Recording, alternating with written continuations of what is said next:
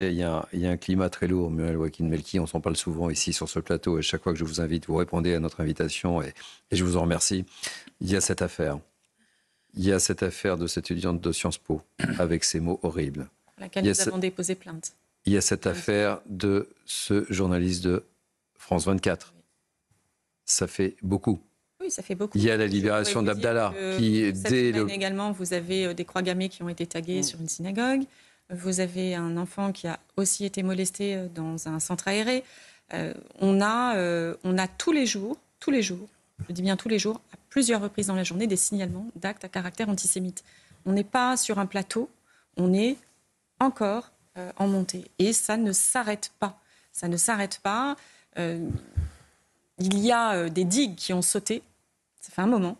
Ces digues ont sauté. Nous, on est là en train d'essayer de colmater autant que nous pouvons avec mon organisation, les avocats de mon organisation. On fait ce travail au quotidien, y compris pendant les vacances, y compris au mois d'août.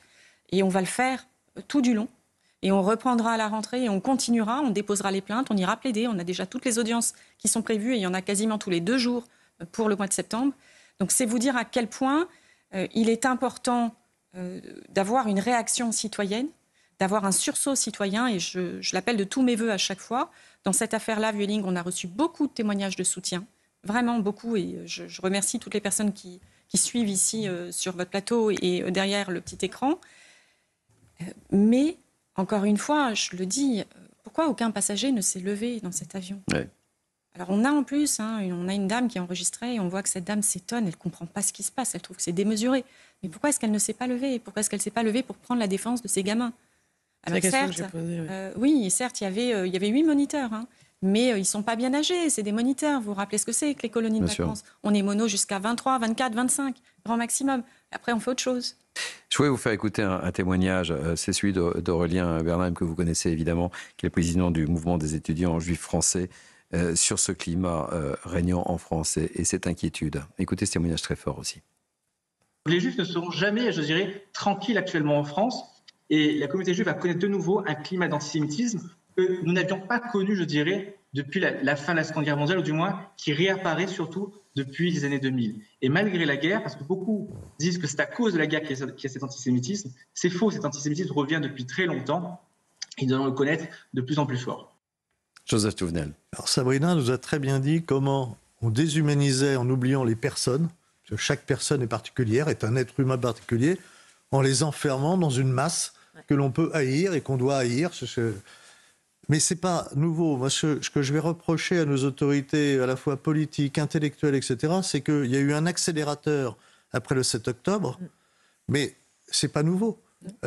Quand j'étais à l'école, on ne se posait pas la question de savoir quelle était la religion ou pas la religion des copains de classe. Peut-être qu'on le savait à un moment donné, mais ce n'était pas une question. Ensuite, c'est devenu une question. J'ai vu aussi école juive qui n'est pas très loin de chez moi, petit à petit, les portes se verrouillaient, les barbelés arrivaient au-dessus, la plaque être enlevée.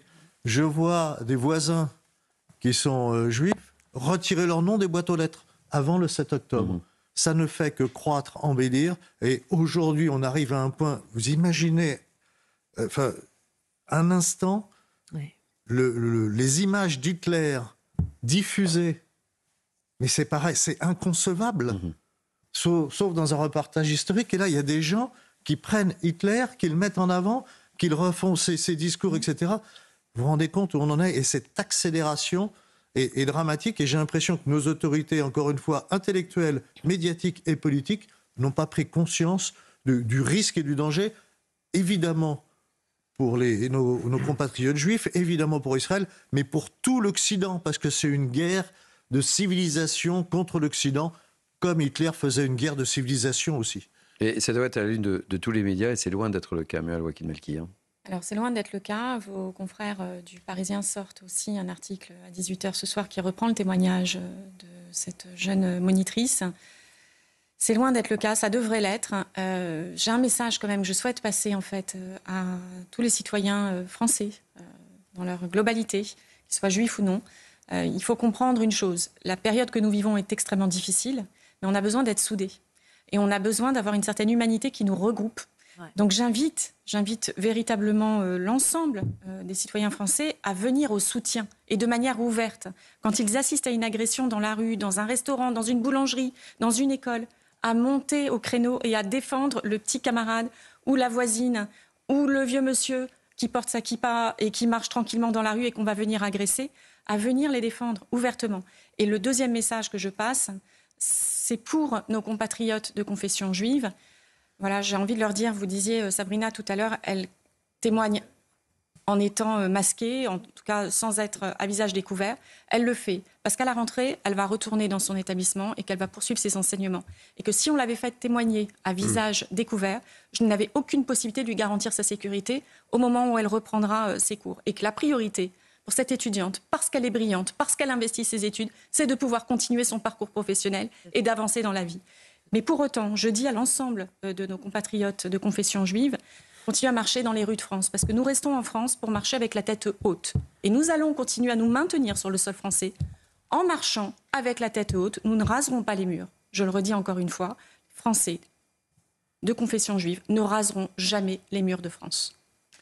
Le message est passé, Mual Waki-Melki. Dernier mot, Régine. Oui, parce qu'on voit beaucoup, on fait beaucoup de témoignages, malheureusement, d'agressions antisémites. Et évidemment, les 3/4 du temps, c'est l'anonymat qui est demandé. Et c'est vrai que j'ai beaucoup de gens aussi qui me disent « Mais moi, je suis française, d'accord, je suis de confession juive, mais je suis française et je ne vais pas partir, en fait. Je vais me battre parce que j'aime mon pays et mes racines sont là. »